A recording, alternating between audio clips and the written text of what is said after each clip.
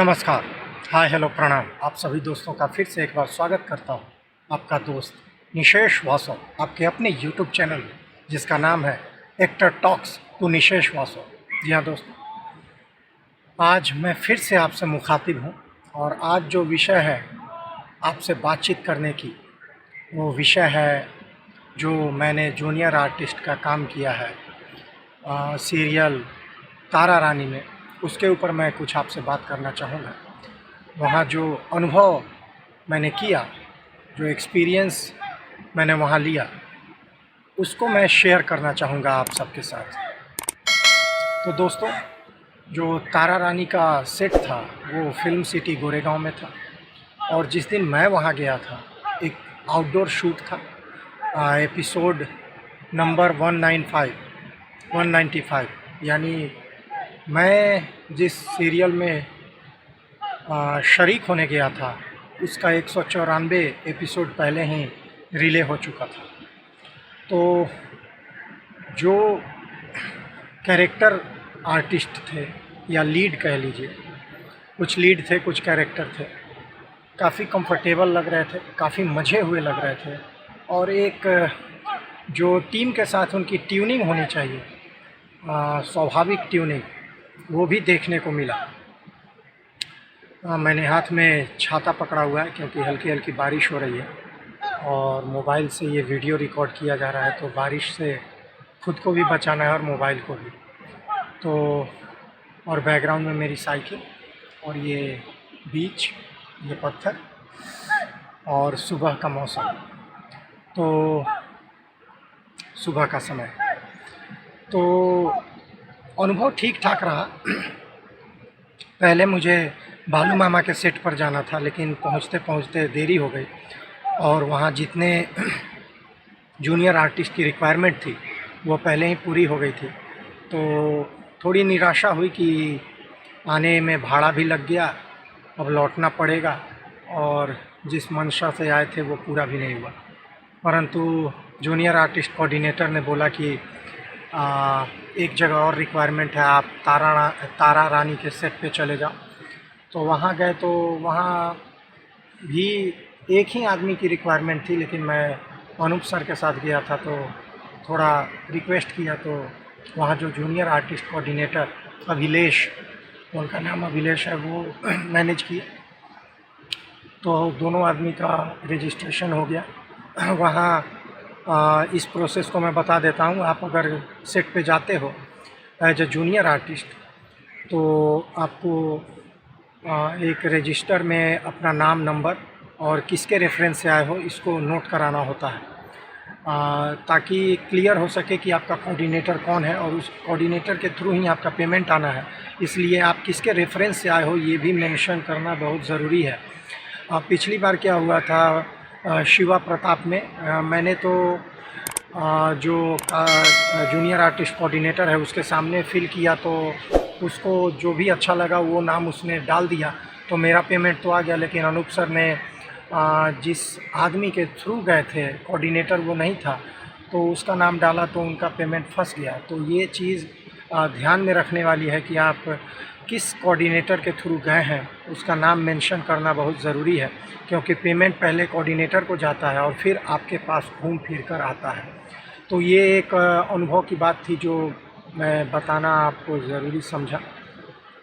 दूसरी अहम बात कि आप जब सेट पे जाएं एज ए जूनियर आर्टिस्ट, तो अपने साथ कीमती सामान लेकर ना जाएं। मोबाइल तो ज़रूरी एसेसरीज है, वो तो हमेशा आपको अपने पास रखना होता है। तो जैसे शिवा प्रताप में जो नीचे का लोअर मिला था उसमें एक पॉकेट था, इनर पॉकेट, तो उसमें हम लोगों ने अपना मोबाइल और वॉलेट रख लिया। लेकिन यहाँ जो तारा रानी के सेट पर गया तो थोड़ा विलम्ब हो गया था। कुछ लोगों का मैंने देखा कि इनर पॉकेट था लोअर में, लेकिन मेरे नहीं था। लेकिन उसमें नाड़ा था, तो मैंने किसी तरह मैनेज किया। उसमें फेंटा बनाकर, जो हम लोग के साइड के होंगे वो समझ रहे होंगे कि फेंटा किसको कहते हैं, वो कपड़े को गोल मोड़कर उसमें सामान को छिपा लिया जाता है, उसको फेंटा। तो मैंने फेंटा बनाकर एक साइड मोबाइल रख लिया और एक साइड वॉलेट रख लिया। तो अगर आपके वॉलेट में कीमती आपके ज़रूरी डॉक्यूमेंट्स हैं तो उसे निकाल दें, क्योंकि डॉक्यूमेंट की कोई ज़रूरत नहीं होती। यहाँ एक आइडेंटिटी आप अपनी रखें, आइडेंटिटी प्रूफ कोई आधार रख लें या वोटर आईडी रख लें या ड्राइविंग लाइसेंस रख लें, एक ही रखें और पैसे रखें, ताकि आप अगर वहाँ पे नहीं, अगर आपको कोई सुरक्षित जगह मिलता है, जो अमूमन होता है सुरक्षित जगह नहीं होता है, और आपके सामान की सुरक्षा भी किसी की गारंटी नहीं होती है, क्योंकि शिवा प्रताप के सेट पे एक जूनियर आर्टिस्ट का पूरा बैग गायब हो गया। उसमें उसका वॉलेट भी था, मोबाइल भी था और कपड़े भी थे। तो बेचारे ने 400-500 रुपये कमाए नहीं कि 2-3 हज़ार का बैग, 2-3 हज़ार के कपड़े, और पता नहीं वॉलेट में कितने पैसे थे और इम्पोर्टेंट डॉक्यूमेंट, और बता रहा था कि 10,000 कि 12,000 का मोबाइल, यानी पूरे उसको 15-17 हज़ार का चूना लग गया। क्योंकि एक टेंट बना होता है, आउटडोर हो या शिवा प्रताप में तो स्टूडियो में था, फिर भी स्टूडियो के पीछे एक टेंट लगा था, वहीं सामान हम लोग रख दिए थे। और यहाँ पे भी टेंट था, लेकिन सड़क किनारे था और आउटडोर था, तो वहाँ की सीख लेते हुए मैंने वहाँ भी नहीं रखा था। और वहाँ जो वो घटना हुई बैग गायब होने की, तो मुझे लगता है कि किसी परिचित ने ही ऐसा किया है, जो उस समय उस जगह पर था और भाई को रखते हुए देख लिया सामान, मोबाइल और वॉलेट। नहीं तो वहाँ भी दर्जनों बैग पड़े हैं, कोई आपका ही बैग क्यों देखेगा। तो ये चीज़ थी। तो आप अपने बिलोंगिंग्स का आपको ही ख्याल रखना पड़ेगा। ये एक बात होती है, जूनियर आर्टिस्ट के साथ दिक्कत होती है। और अगर आप समय से नहीं पहुंचते हैं सुबह में, यानी 7 बजे 7:30 तक नहीं पहुंचते हैं, तो सुबह का नाश्ता भूल जाइए। क्योंकि दोनों जगह, या तो मैं बात कर लूँ शिवा प्रताप की या मैं बात कर लूँ तारा रानी की, दोनों ही जगह मुझे पहुंचने में विलम्ब हुआ और उसके कारण सुबह का नाश्ता ख़त्म हो चुका था। तो चाय और पानी पे आपको काम करना पड़ता है।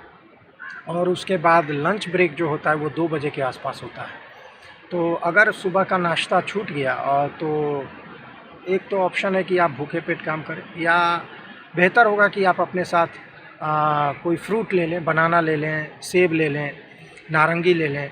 और अगर वहाँ नाश्ता नहीं मिलता है तो आप अपने नाश्ते से काम चलाएं। हालांकि तारा रानी के सेट पे समोसे वाले भाई आ गए थे, तो समोसा खाने को मिला, लेकिन पैसे खुद से चुकाने पड़े। 20 रुपये में 4 छोटे छोटे समोसे थे। लेकिन मरता क्या न करता, भूख ज़ोरों की लग गई थी, और तभी उनका आगमन हुआ और अंधे को मिले 2 आँख, कुछ ऐसी बात हो गई। तो यही कुछ था। उसके बाद कॉस्ट्यूम पे आता हूँ मैं। कॉस्ट्यूम शिवा प्रताप में सिंथेटिक था, लेकिन इंडोर था और एसी चल रही थी। Studio number 11 film city prime focus के बगल में है स्टूडियो, 7, 8, 9, 10, 11। तो वहाँ अंदर एसी चल रहा था, इसलिए वो सिंथेटिक पॉलिस्टर जो कपड़ा था वो उतना परेशान नहीं कर रहा था। यहाँ तारा रानी में आउटडोर था, तो अच्छी बात थी कि कॉटन का सूती कपड़ा था कॉस्ट्यूम, और उसे वेल आयन था, वो साफ़ भी था। थोड़ा हर जगह कहीं कहीं से फटा हुआ था, लेकिन उसे वो रफू कर दिए थे। और आउटडोर था तो सूती कपड़ा मिला तो बेहतर था। जूते जो थे, किसी के सोल निकले, कहीं से कोई फटा। मैंने तो थोड़ी लेट हो गई थी, तो जो अंतिम कुछ अच्छे ठीक ठाक थे, अच्छे तो नहीं कहेंगे, जो ठीक ठाक जूते थे वो पहना मैं। परंतु पहनने के कुछ देर बाद पता चला कि इसका सोल आधा निकला हुआ है लेफ़्ट साइड वाले जूते का। तो मैंने वहीं पर सेट पर से एक कपड़ा उठाकर उसे बांध लिया, क्योंकि किसी शॉट में आपको थोड़ा भागना पड़ता है, चलना पड़ता है। जैसे वज़नी सामान लेकर भी चलना पड़ा शूट के दौरान, तो उसमें गिरने की संभावना बन सकती थी, इसलिए मैंने उसे बांध लिया। तो काम निकल गया। सेट पे चाय की व्यवस्था थी, 4-5 बार चाय मिला, कोई दिक्कत नहीं थी। चाय की कोई दिक्कत नहीं थी, पानी का कोई दिक्कत नहीं था। दोपहर का खाना अच्छे से हुआ, शाम में इडली और एक बनाना दिए। तो कुल मिलाकर एक्सपीरियंस अच्छा ही रहा। कुछ जूनियर आर्टिस्ट थे जो अपने ही मूड में रह रहे थे, तो थोड़ा कोऑपरेट करना पड़ता है। जो थोड़े दिन से काम करते हैं उनमें दिखने लगता है वो बात कि अरे मुझे एक्सपीरियंस है, मैं जानता हूँ, सब कुछ जान गया हूँ। तो ऐसे ऐसे लोगों से थोड़ा बचना है जो अपने आप को ओवर स्मार्ट समझें। स्मार्ट लोगों से जुड़ना है ताकि आपकी बुद्धि और आपका एक्सपीरियंस बढ़े, लेकिन ओवर स्मार्ट लोगों से बचना है। तो कुल मिलाकर अच्छा एक्सपीरियंस रहा। कैमरा एंगल, कैमरा शॉट्स, ये सब आँखों के सामने हो रहे थे। जो डायलॉग बोल रहे थे एक्टर, वो मराठी में था, इसलिए मुझे उतनी समझ आ नहीं रही थी। हालांकि भावनाओं को मैं समझ रहा था, कुछ शब्द बीच बीच में आ रहे थे जो समझ में आ रहा था। जैसे स्वराज बोल रहे थे, गुलामी भी शब्द आ रहा था, शांत नहीं बैठूँगा, मैं मुग़लों के ख़िलाफ़ लड़ूँगा, मैं शांत नहीं बैठूँगा। तो ये सारी चीज़ें कुछ कुछ समझ में आ रही थी। भावनाएं मैं पूरी तरीके से समझ रहा हूँ था। ज़बरदस्त एक्टिंग हो रही थी वहाँ पर, बहुत मज़े हुए कलाकार थे जो भी थे। मैं उनका नाम नहीं जानता, लेकिन उन लोगों का एक्सप्रेशन, कैसे वो रिएक्ट कर रहे हैं, क्या क्यू डायरेक्टर दे रहा है, कैसे कैमरामैन उनको क्यू दे रहा है और उसको फट से पकड़ ले रहे हैं, एक शब्द में पूरा वाक्य वो समझ जा रहे थे। तो वो सब काफ़ी अच्छा रहा एक्सपीरियंस। सेट पे आप होते हो तो बहुत कुछ सीखने को आपको मिलता है। व्यक्तिगत रूप से आप सामने से देखते हो चीज़ों को तो आपको काफ़ी कुछ समझ में आता है। प्रैक्टिकल वर्क होता है। क्लासरूम में आप चाहे 6 महीना का कर लो डिप्लोमा, या 1 साल का कर लो, या 2 साल या 3 साल, या कहीं से कुछ भी पढ़ के आ जाओ, FTII से ही क्यों ना आ जाओ, लेकिन जो ऑन शूट लोकेशन आपको जो एक्सपीरियंस मिलता है, लोकेशन पे जो आपको एक्सपीरियंस मिलता है, वो अद्वितीय है, वो रियल है। एक्चुअल में कैसे काम होता है, आपको लोकेशन पे क्या क्या मुश्किलात आती हैं, उसको कैसे हैंडल करते हैं। शूट के बीच में बारिश होने लगी, दनादन कैमरे को छाता से ढका गया, उसके बाद तिरपाल लाई गई, प्लास्टिक ला गई, तो एक पूरी यूनिट काम करती है। पूरी ये टीम वर्क है, एक इंडिविजुअल वर्क नहीं है। अगर आप एक एक्टर हैं तो पर भी अगर आप समझते हैं कि ये इंडिविजुअल है, मैं निकाल लूँगा, ऐसा नहीं है। आपको अपने आर्टिस्ट के साथ, जूनियर आर्टिस्ट के साथ, अपने कैरेक्टर आर्टिस्ट के साथ, जो आपके साथ है उस सीन में, उस शॉट में, उसके साथ कोऑपरेट करना पड़ेगा, एक टीम की तरह काम करना पड़ेगा, तब वो केमिस्ट्री दिखेगी। और जो भावना है उस सीन का, तब वो निकल कर आएगा। जो टेम्पो है, तब वो बात बनेगी। एक होता है ना, देख के लोग कहते हैं अरे क्या बात है, क्या एक्टिंग है, तो वो कुछ होता नहीं है दोस्तों। वो कुछ एक्स्ट्रा ऑर्डिनरी नहीं करते हैं, वो बस उस सीन के भावना को, उस इमोशन को निकाल के ले जाते हैं। और वो तभी संभव है जब आप अपने को आर्टिस्ट के साथ पूरी तरीके से जेल हों, व्यक्तिगत रूप से। और व्यक्तिगत रूप से मैं नहीं कहूँगा, ज़रूरी नहीं है कि आप उसको उस आदमी को पर्सनली जानते हों, आपकी पहले से ट्यूनिंग हो, लेकिन उस दिन के लिए, उस सीन के लिए, उस सीन में आप जो भी किरदार निभा रहे हैं, आपका जो रिश्ता है उस को आर्टिस्ट के साथ, उसको भली भांति समझते हुए अगर आप करेंगे तो वो केमिस्ट्री बनेगी और वो मज़ा आएगा, वो चीज़ निकल कर आएगी जिस चीज़ के लिए फिल्माया जा रहा है। तो यही सब कुछ बातें थी। और शुरू में वो लोग डे का सारा शूट कर लिए, और जब शाम का नाश्ता हो गया तो उसके बाद वो लोग लाइटिंग वगैरह किए। तो रात का सीन था और रात हो भी गई थी लगभग। लाइटिंग शुरू हुई 7:30 में और 8:30 पौने 9 में टेक होना शुरू हुआ। तो 1-1.5 घंटे वो लोग लाइटिंग के लिए बैकग्राउंड में 2-4 सोलर लगाए, इधर कीनो लगाए, जिधर आपको कहेंगे उसको फोरग्राउंड में कीनो लगा, उसके बाद बैकग्राउंड में सोलर लगा। कीनो पर आपको जेलेटिन पेपर लगाया गया, आपको येलो कलर का, ताकि रात की फीलिंग आए। लेकिन रात की फीलिंग, चूँकि मशाल भी था सीन में, तो इसलिए येलो जेलेटिन लगा। अगर आप मून लाइट की बात करें तो ब्लू जेलेटिन पेपर लगता है, तो मून लाइट का फीलिंग आने लगता है।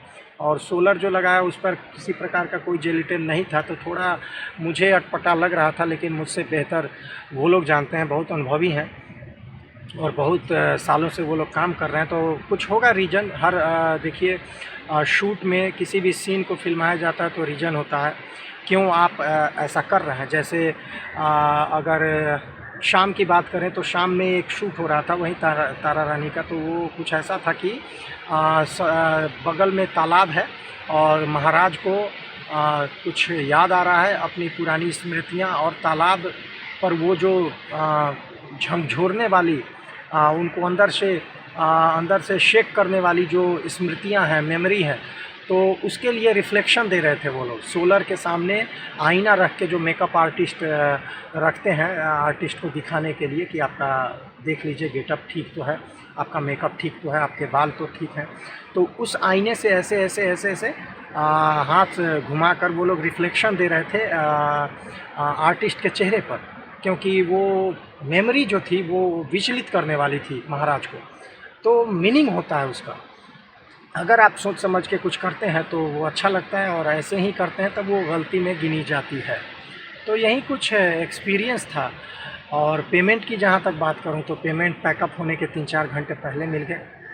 जो जूनियर आर्टिस्ट कोऑर्डिनेटर थे वो नेक दिल थे, तो वो हमारी परेशानी समझ रहे थे। हालांकि पिछले में तो फंस गया था कुछ, मैंने बातचीत की 3-4 रोज़, पेमेंट फंसा रहा, लेकिन इसमें आपको पेमेंट ऑन सेट मिल गया। कैश तो नहीं मिला, लेकिन वो लोग फ़ोन पे कर दिए, और पैकअप के 3-4 घंटे पहले मिल गए, ये अच्छी बात थी। और जूनियर आर्टिस्ट कोऑर्डिनेटर ने अपने से सामने से कॉल करके पूछा कि दादा आपको पेमेंट मिल गया? तो हाँ, मिल गया। तो ये सब कुछ एक्सपीरियंस था। बोले थे कि आज मैं बताऊंगा, लेकिन आज कुछ उनका रिक्वायरमेंट रात में आया नहीं। हालांकि रात में ही हम लोग को पता चल जाता है, या सुबह सुबह पता चल जाता है कि आज किस सेट पे जाना है। तो आज कोई रिक्वायरमेंट नहीं होगा, हालांकि कल का था, लेकिन कुछ घरेलू सामान लेने थे जो अति आवश्यक थे, तो मैं नहीं गया।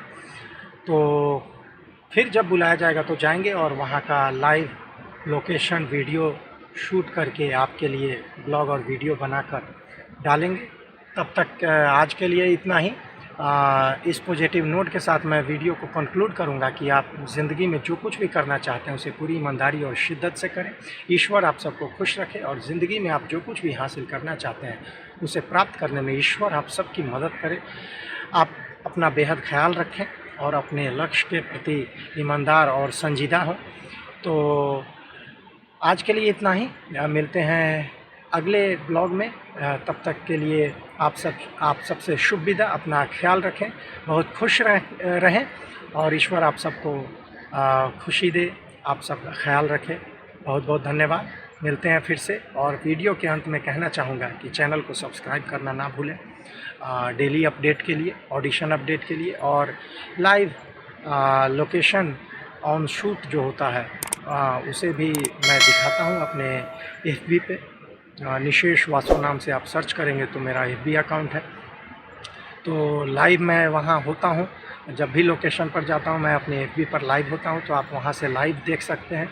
और नहीं तो इस चैनल पर तो वीडियो बनाकर मैं डालता ही हूँ लोकेशन का। तो चलिए आज के लिए इतना ही।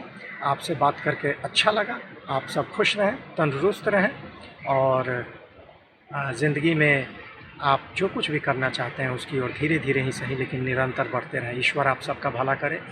मिलते हैं अगले ब्लॉग में, तब तक के लिए good bye, good bye, good bye. जय हिंद, जय Bharat, take care, bye bye.